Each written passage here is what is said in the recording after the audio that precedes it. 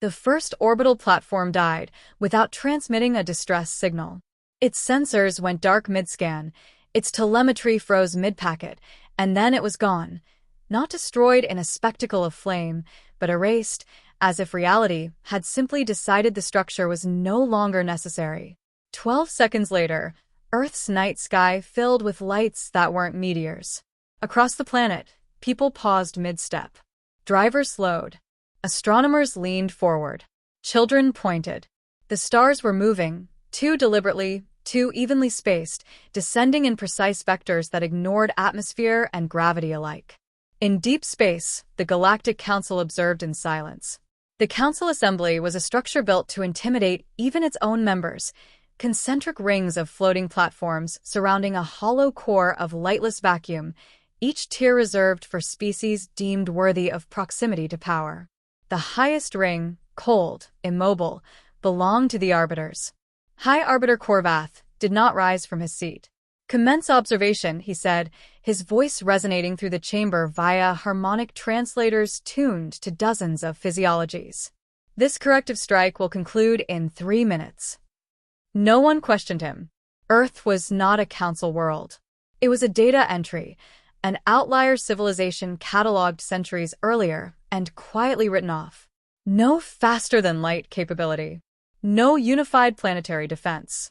No psychic coherence. A species fractured by borders, ideologies, and internal competition. Statistically insignificant. The first wave struck with surgical precision. Orbital infrastructure vanished in sequence.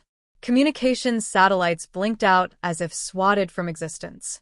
Power relays overloaded in cascading failures.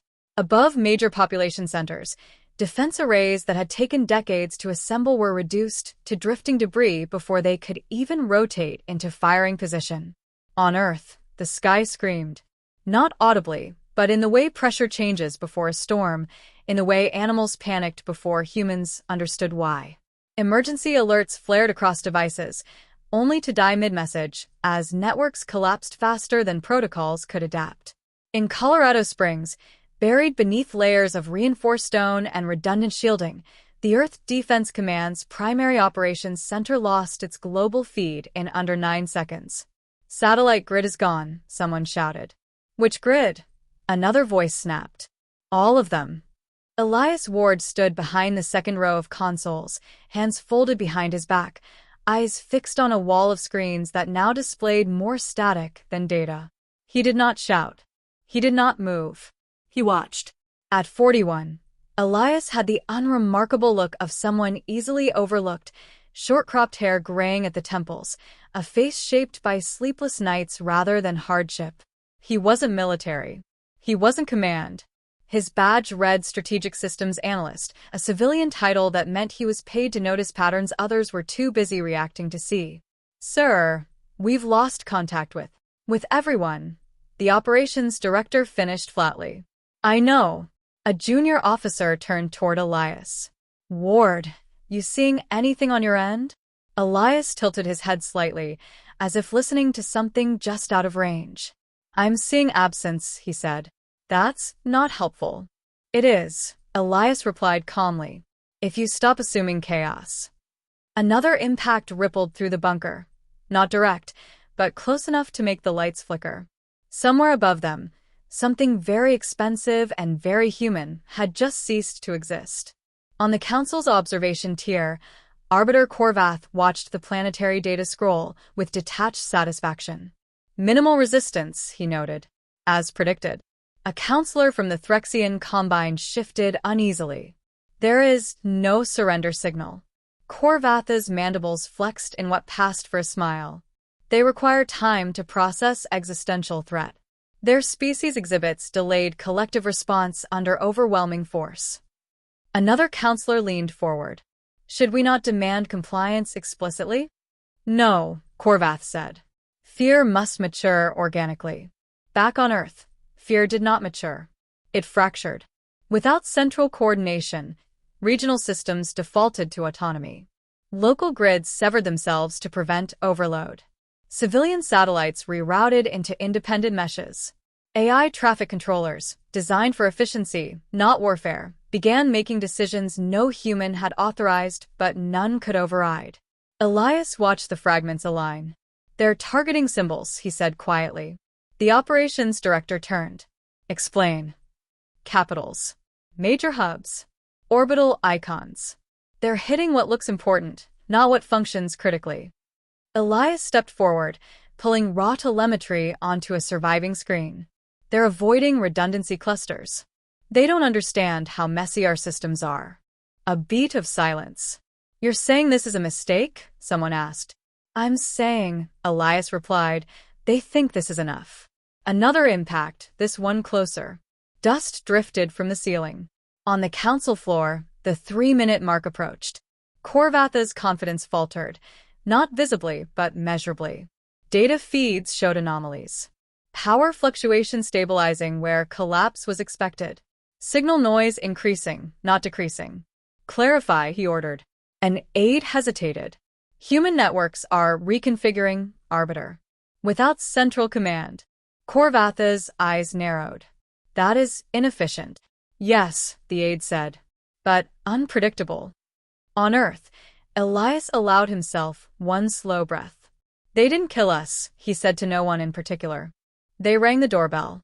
Above the planet, alien strike formations adjusted their vectors, subtly, reactively.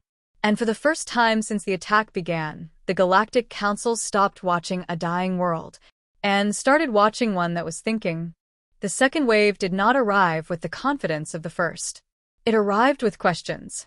Alien strike formations adjusted their vectors above Earth, their paths no longer pristine arcs of inevitability but subtle corrections, hesitations, recalculations, made by war systems that had expected a collapse and instead encountered movement. On the Council Assembly, streams of data flickered across translucent panels. Power curves that should have plummeted were flattening. Communication noise that should have resolved into silence was multiplying. High Arbiter Korvath leaned forward. "Explain," he commanded. A tactician from the LYR Dominion responded, voice tight. "Planetary systems are diverging, fragmenting into independent operational clusters." Korvatha's mandibles flexed. "Fragmentation indicates failure." "Not in this case," the tactician replied. "Each cluster is stabilizing locally." "That is doctrinally impossible," Korvath snapped. On Earth, the doctrine being violated was human panic. In Nairobi, power returned not because a central grid was restored, but because engineers manually bridged 2 damaged substations with equipment never designed to work together. In Sao Paulo, traffic AI rerouted emergency vehicles through pedestrian corridors no regulation allowed, because no regulation could be enforced. In the North Atlantic, civilian cargo drones began relaying encrypted bursts of data between continents, their commercial firmware patched on the fly by programmers who did not know they were now part of a planetary nervous system. None of it was elegant. All of it worked. In the bunker beneath Colorado Springs, Elias Ward stood before a map that was no longer global. It was fractured into hundreds of overlapping zones, each glowing faintly with independent activity. "They think unity is strength," Elias said. "They're wrong." The operations director rubbed his eyes. "Unity is how we plan defense." "And planning is what they're good at breaking," Elias replied. "We're better at improvising." A junior analyst looked up from her console. "Sir, I'm getting coherent signal bursts from civilian platforms. Weather satellites. Shipping beacons. Even," she paused, "smart appliances." Elias nodded once. "Let them talk. Just not to us." "What?" "Don't centralize," Elias said. "Let the clusters stay blind to each other. Shared intent, not shared command." The director stared at him. "You're suggesting we fight without knowing what the rest of the planet is doing." "I'm suggesting," Elias said calmly, "that the moment we look like a hierarchy, we die." Above Earth, alien war sensors struggled. Council targeting systems relied on behavioral models refined over millennia: strike leadership, disrupt energy, isolate communication, induce surrender. The humans were doing none of it correctly. Their signals were inconsistent, their responses asynchronous, their movements statistically noisy. To a council war mind, noise meant inefficiency. But noise also meant camouflage. Arbiter, an aide said carefully, "Our predictive accuracy is degrading." Korvath rose from his seat. It was a rare thing.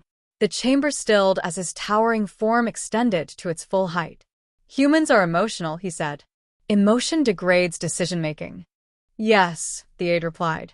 "But it also accelerates iteration." Korvath turned slowly. "Explain that word." On Earth, iteration was happening in real time. A group of university researchers in South Korea discovered that alien targeting beams exhibited microdelays when recalibrating atmospheric density. Within minutes, the observation was encoded into a compressed data packet, disguised as a corrupted entertainment file, and injected into the civilian mesh. In Alaska, a decommissioned radar array, forgotten for decades, was reactivated manually, its analog components immune to the electromagnetic disruptions crippling newer systems. It didn't provide clarity, but it provided rhythm. Enough to time something. Elias watched reports come in, not as orders, not as confirmations, but as rumors of success. "They're learning," someone whispered. "No," Elias corrected. "We are." On the council floor, concerns spread like a contaminant. "Their loss rate is stabilizing," one counselor said. "They should be collapsing," said another. Korvath slammed a clawed limb into the platform. "Increase yield.